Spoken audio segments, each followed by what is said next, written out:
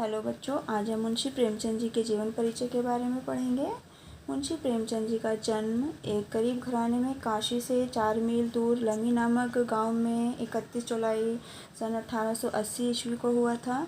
इनके पिता जायब राय थे और 7 साल की अवस्था में माता का 14 वर्ष की अवस्था में ही पिता का देहांत हो गया था। घर में ये बहुत ही निर्धनता का जीवन यापन कर रहे थे और पिता की मृत्यु के बाद तो इनके ऊपर कठिनाई का पहाड़ ही टूट पड़ा।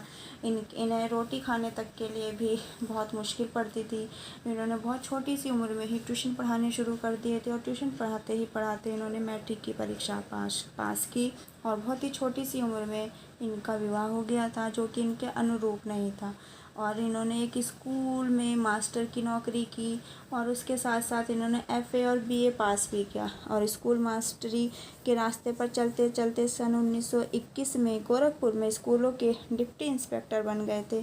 जब इन्होंने सुना कि इस्तीफे भी दिए जा सकते हैं तो इन्होंने तुरंत से अपना त्यागपत्र दे दिया। इसके बाद कुछ दिनों में इन्होंने कानपुर के एक मारवाड़ी स्कूल में अध्यापन किया, फिर काशी विद्यापीठ में प्रधान अध्यापक के पद पर नियुक्त हो गए।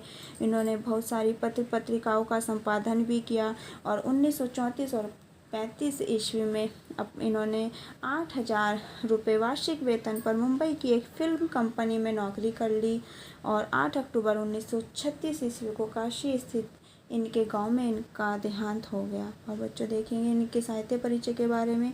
प्रेमचंद जी साहित्य सृजन की जन्मजात प्रतिभा विद्यमान थी। आरंभ में नवाब राय के नाम से उर्दू भाषा में कहानी और उपन्यास लिखे। इनके सोजे वतन नामक क्रांतिकारी रचना से स्वाधीनता संग्राम में ऐसी हलचल मच गई कि अंग्रेजी सरकार ने इनकी यह कृति जब्त कर ली थी। बाद में प्रेमचंद नाम रखकर हिंदी साहित्य की साधना की। लगभग 1 दर्जन उपन्यास और 300 कहानियाँ इन्होंने लिखी, जिसमें कि माधुरी तथा मर्यादा पत्रिकाओं का संपादन किया। हंस व जागरण नामक पत्र का प्रकाशन भी किया और जनता की बात जनता की भाषा में कहकर अपने कथा साहित्य के माध्यम से तत्कालीन निम्न एवं मध्य वर्ग का सच्चा चित्र प्रस्तुत करके प्रेमचंद जी भारतीयों के हृदय में समा गए।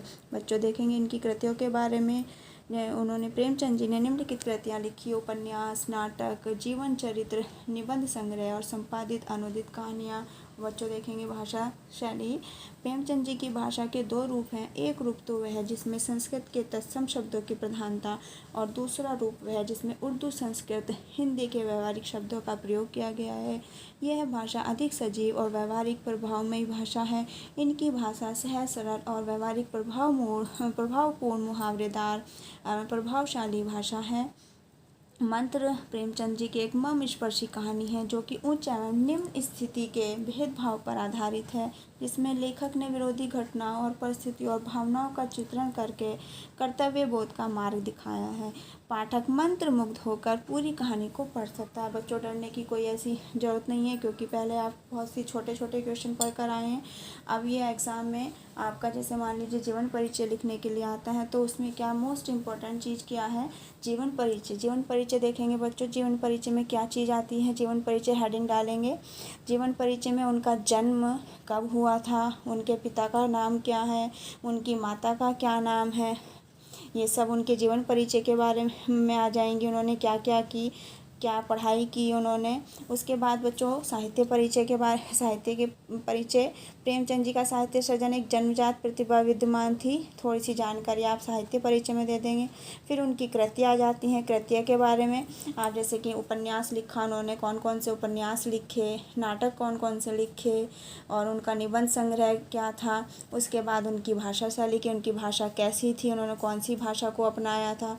उसके बाद उनकी शैलियाँ हैं। शैलियों में उन्होंने जैसे वर्णनात्मक है, विवेचनात्मक, मनोवैज्ञानिक, हास्य व्यंग प्रधान शैली, ये 3-4 शैलियाँ आप लिख लीजिए, याद कर लीजिए। ये 3-4 शैलियाँ बेटा आपके जितने भी जीवन परिचय हैं उसी में सब में मोस्टली ये शैलियाँ आ जाती हैं।